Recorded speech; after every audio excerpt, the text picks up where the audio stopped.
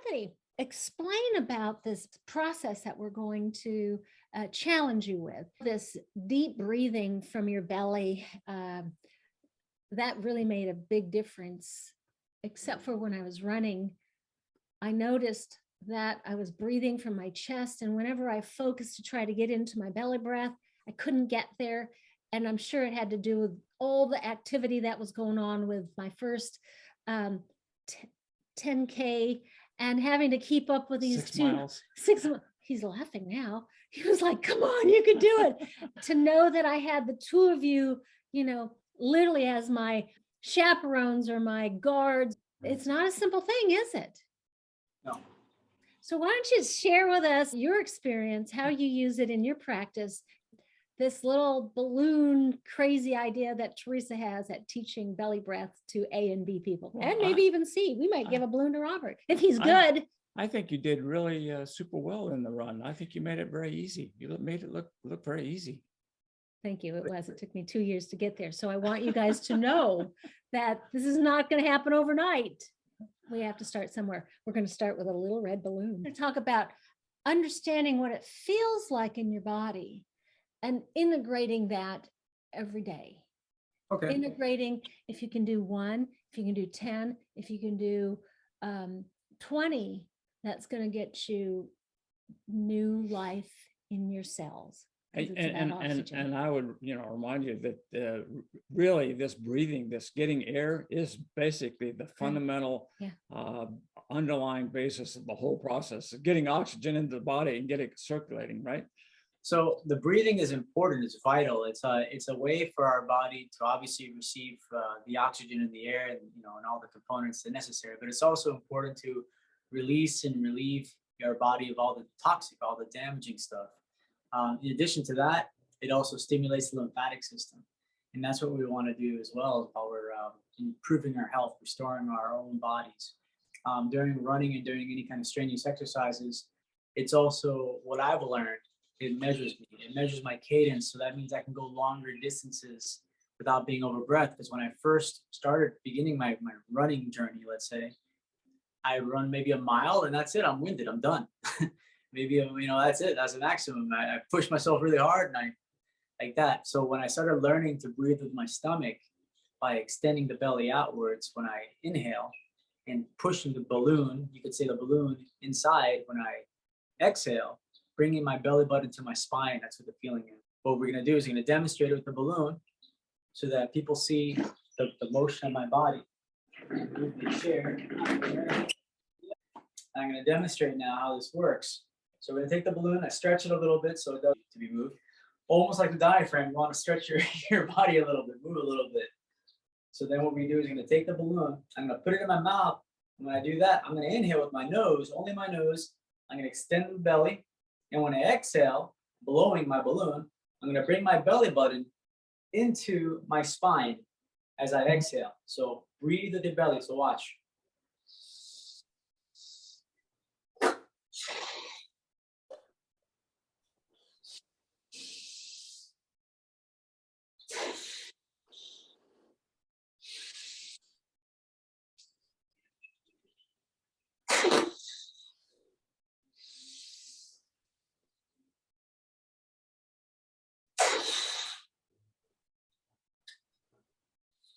So that's a good sized balloon blown up.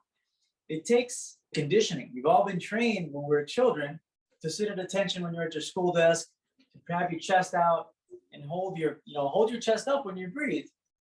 Which if you look at a child, I know you've got grandkids, look at when they get excited, their little stomachs are going, up and down, up and down, up and down when they're laughing, when they're giggling, when they're moving.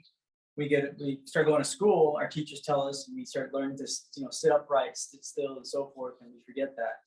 So that's how we blow the balloon up, by just using our diaphragmatic breath, our lower body. So Anthony, let me ask you, it's really easy to go back to blowing a balloon up from your chest. And those of you watching, watch when you first go to blow a balloon up, and that's usually a good thing. Is you'll notice when you go to blow your balloon up, notice that it's coming from here. What happens is you you take that breath in and notice it's coming right here.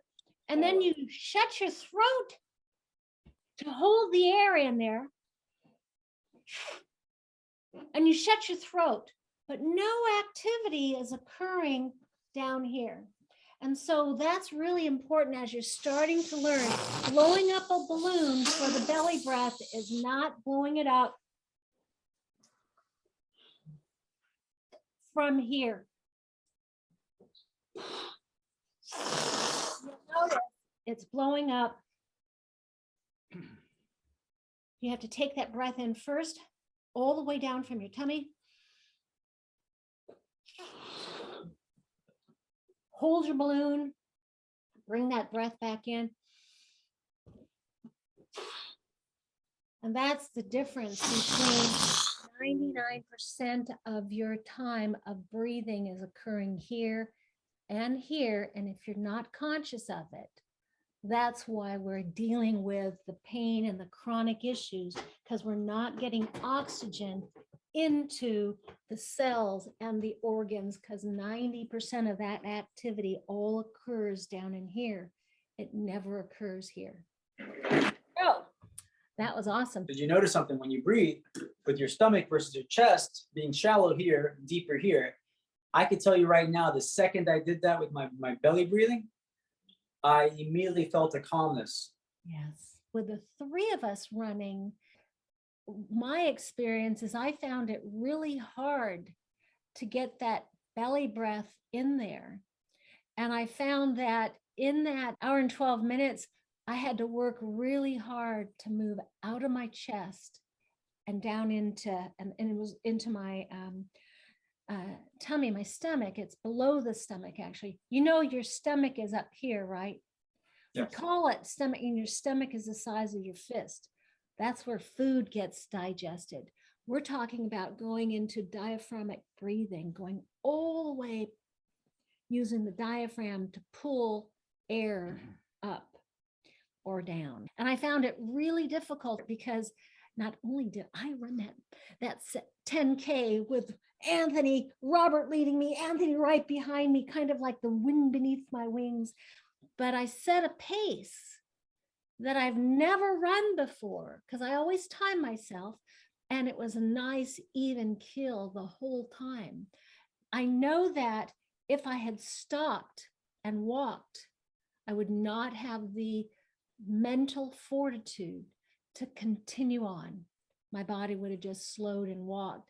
And so that was an absolutely amazing experience to have Robert pacing me and Anthony supporting me. In a sense, it was like Anthony was giving me the breath behind me, knowing. And so I encourage you, that is what our 10 days every month for the next year is going to be about, is having a team, comrades, to help you meet those health goals. Because Anthony made a comment in one of our introduction videos, and I asked him why he runs the marathon. And he says, I love Hawaii, and the Honolulu Marathon makes me go to Hawaii every year. And so I'm going to challenge each of you as we bring our 10-day challenge at the end of this year and into Christmas and right before New Year's. We're going to have you set some goals.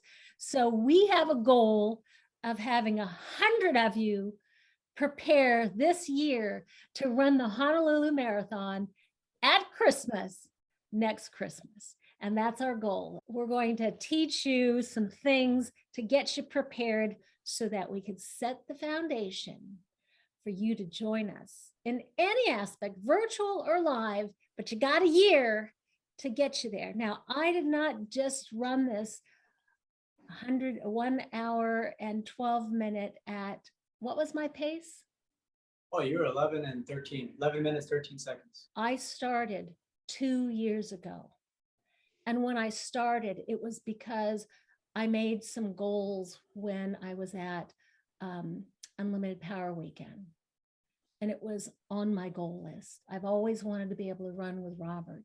And so I set that goal. So I want you to know, we're going to teach you how to set some goals this year before the end of the year. That's our goal, is to slowly set you with goals that are reasonable for your level and slowly take you. Now, we're not talking about getting you to the marathon. We're really talking to you about transforming your health now, eliminating pain, gaining energy, healing those chronic issues that are caused from toxicity, toxic water, toxic food, toxic air, toxic, right?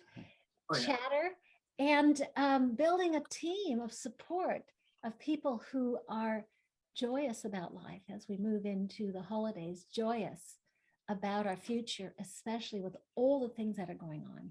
And did you know that if you drink a lot for the holidays and you do a carrot juice chaser, that it will prevent that hangover? Oh, there you go. And so we're going to challenge you as the holidays come, carrot juice every day to prepare you to break it down. And when you drink that champagne or those cocktails, before you leave, do a chaser of carrot juice.